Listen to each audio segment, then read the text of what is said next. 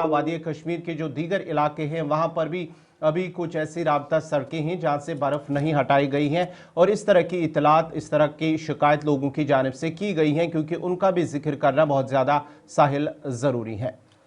बिल्कुल, जैसा कि हमने पहले ही कहा था कि शिपियाँ के अंदर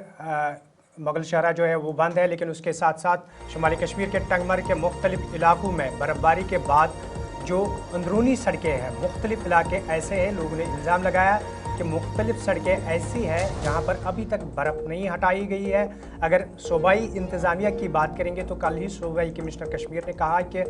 सरकार इंतज़ामिया ऑन टोज़ है, बर्फबारी हटाने का काम सड़कों से जारी है। लेकिन इस बीच अगर हम बात करेंगे तो टंगमर्ग के मुख्तलिफ इलाकों से, न सिर्फ टंगमर्ग बल्कि और भी कैसे बहुत सारे ऐसे इलाके हैं जहां से लोगों ने ये इल्ज़ाम आयद किया है कि यहाँ पर अभी तक सड़कों से बर्फ़ नहीं हटाया गया, जिसकी वजह से मुख्तलिफ मुकामात पर लोगों को दुश्वारियों का सामना करना पड़ रहा है। ये तस्वीरें जो स्क्रीन पर है ये मुख्तलिफ इलाकों की अक्सबंदी है, जहाँ पर आप खुद देख सकते हैं कि किस तरीके के मुश्किलात लोगों को दरपेश हैं। और इसके बावजूद भी ये जो स्क्रीन पर आप देख रहे हैं, ये हेलमेट पहन के जो बंदा है ये महकमे बिजली का लाइनमैन है जो ग्राउंड पर काम कर रहा है। और ये भी हमने देखना है कि जहाँ भारी बर्फबारी हुई, सड़कें बंद हुई, लोगों को मुश्किलात का सामना है, वो तो दूसरी जानिब जो सरकारी अमला है वो भी अपने फ़राइज़ को अंजाम देने के लिए कोशा है। ताहम कुछ ऐसे भी इलाके हैं जहाँ पर भारी बर्फबारी हुई है, 4 से 5 फुट की बर्फबारी हुई है, वहाँ पर थोड़ी सी दिक्कतें पेश आ रही है इंतज़ामिया को भी, सरकार को भी, और वहाँ पर वक्त लग भी सकता है राब्ता सड़कों से बर्फ़ हटाने का। लेकिन इसके साथ साथ जब हम बात करते हैं, जब ये रास्ते बंद होते हैं तो मुकामी लोगों को भी काफ़ी मुश्किलात का सामना करना पड़ रहा है, और जिसकी तरफ इंतज़ामिया को ख़ास तवज्जो देनी होगी, जहाँ प्रायोरिटी बेसिस पे उनके पास एक बाज़ाब्ता लिस्ट होती है कि किस किस राब्ता सड़क से पहले बर्फ़ हटाना है, दूसरे मरहले में किस रास्ते को रखा गया है, इसी तरीके से। लेकिन सरकार और इंतज़ामिया को चाहिए कि वो मज़ीद काम में वुसअत लाए ताकि इन लोगों को मज़ीद मुश्किलात का सामना ना करना पड़े, जो लोग पिछले 2-3 दिन से लगातार मुश्किलात में है। इरशाद शुपियान से हमारे साथ है, इशफाक डार टंगमर्ग से। सबसे पहले इशफाक के पास चलते हैं क्योंकि सब डिवीज़न गुलमर्ग के मुख्तलिफ इलाकों में लोगों को काफ़ी दिक्कतों का सामना करना पड़ रहा है। इशफाक, क्या कुछ ताज़ा तरीन सूरत हाल है और तफसीलात है आपके पास सब डिवीज़न गुलमर्ग के मुख्तलिफ इलाकों से? हाँ बिल्कुल अमीन साहब, अगरचे सयाहती मुकाम गुलमर्ग के सब टंगमर्ग की अगर बात करेंगे 48 घंटे होने को हो गए हैं, और जब ये बर्फबारी हुई है और भारी बर्फबारी के बाद अगर हम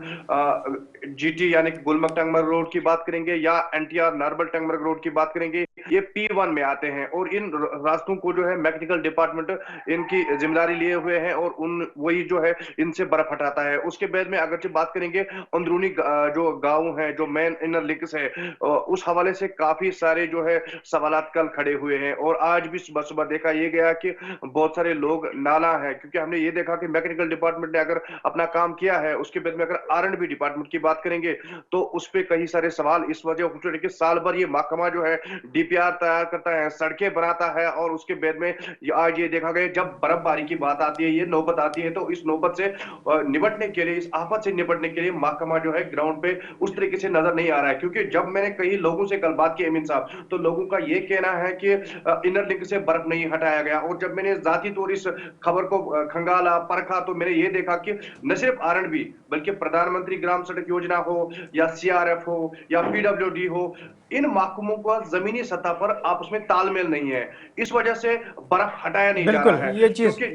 क्योंकि जिला इंतजामिया की माने तो जिला इंतजामिया ने पहले से इस हवाले से मीटिंग ली, जिला तरक्की कमिश्नर भी कल सड़कों पे रहे, खुद जो सरकारी अफसरान है वो सड़कों पर रहे, लेकिन ग्राउंड पर तालमेल न होना, कोई महकमा ये कहता है कि ये मेरे अंडर नहीं आता है, कोई महकमा ये कहता है मेरे अंडर नहीं आता है, उस वजह से मकामी लोगों को काफी मुश्किलों का सब जन में सामना करना पड़ता है। वही अगर हम एक और बात करेंगे PHE के हवाले से, पब्लिक हेल्थ इंजीनियरिंग एक ऐसा डिपार्टमेंट है जो साल भर लोगों को पोर्टेबल वाटर जो फराहम कर रहा है, लेकिन आज ये देखा गया जब बर्फबारी हुई है। इस बर्फबारी ने जो नल के है पीने के पानी के, वो जम गए हैं। उस वजह से थोड़ी दुश्वारियों का सामना करना पड़ता है। अभी कुछ इलाकों में पानी जो है वो मुंगता है, लेकिन महकमा काम कर रहा है। तीसरी बात यह है कि जब बिजली पर बात आती है, क्योंकि मैं एक नुमाइंदा होने के साथ साथ एक कंज्यूमर भी हूं, और मुझे इस बात का बिल्कुल इल्म है कि जब यहाँ पर बर्फबारी हुई है और बर्फबारी से पहले ही महकमा ने रूफ टॉपिंग की थी, कहीं कहीं पर छतें छतें जो थी, जो टहनियां थी, वो पेड़ों की काटी थी। लेकिन महकमा की अगर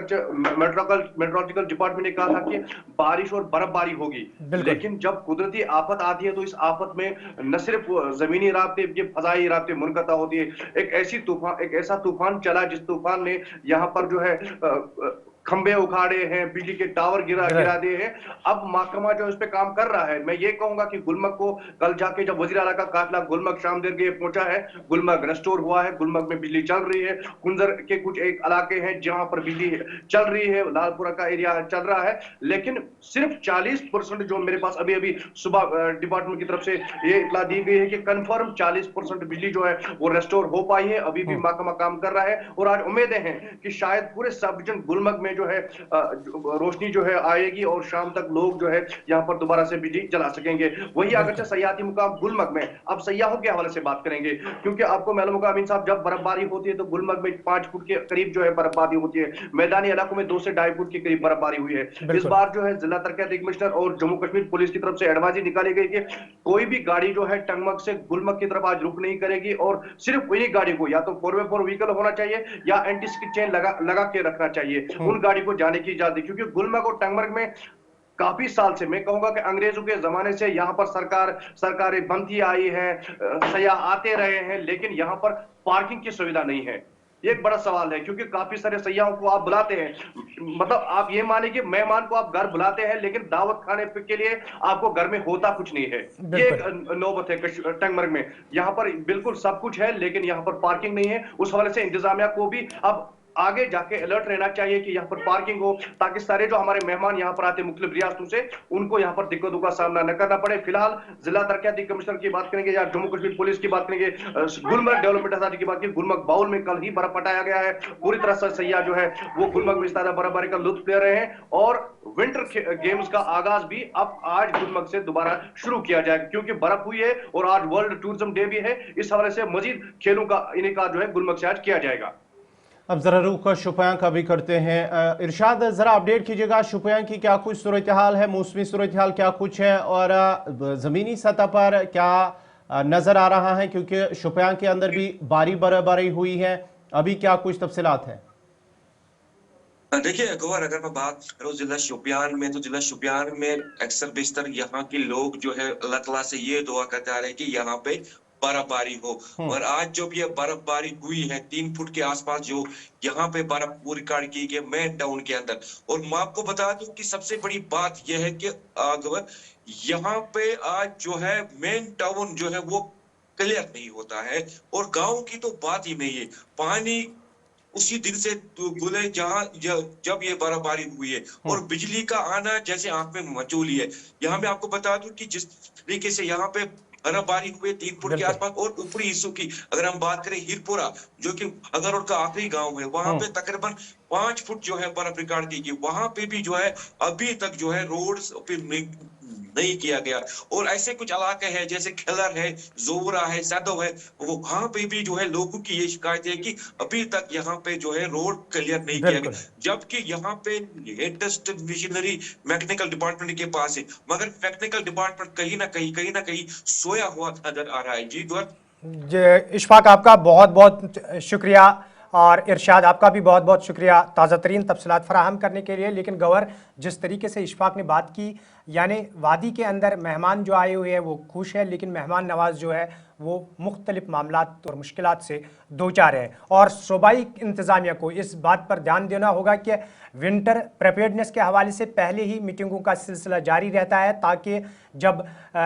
विंटर आए तो विंटर में जो भी सूरत हाल होगी उसका मुकाबला किया जाए। लेकिन जिस तरीके से इशफाक ने बात कही कि जब वो मौका आता है, जब बर्फबारी हुई, तो मुख्तलिफ महकमा जात की जानिब से ये बहाने बनाए जाते हैं हैं कि या तो ये PWD के अंडर आता है, R&B वाले कहते हैं ये PMGSY के अंडर आता है। ये चीज़ें देखने की ज़रूरत है और इन चीज़ों को दूर करने की ज़रूरत है, ताकि जब भी विंटर के दौरान बर्फबारी होगी तो बर्फबारी के दौरान आम लोगों को मुश्किलात का सामना ना करना पड़े और आम लोग तज़ब्ज़ुब के शिकार ना हो। जब एक महकमा कहेगा ये राब्ता सड़क जो है ये दूसरे महकमे के पास है, इससे हम बर्फ़ नहीं हटा सकते हैं, जबकि करना ये चाहिए था कि किसी भी महकमे के पास क्यों ना हो, बर्फबारी हुई, बर्फबारी के बाद इंतज़ामिया की प्रायोरिटी होनी चाहिए कि लोगों को किस तरीके से राहत दी जा सके। उसके बाद अगर इसके फंड्स निकालने हैं तो आपस में ये देखना चाहिए कि किस महकमे के पास ये राब्ता सड़क है, किस महकमे ने यहाँ से बर्फ़ उठाई है। तो ये चीज़ें सूबाई इंतज़ामिया को देखने की ज़रूरत है।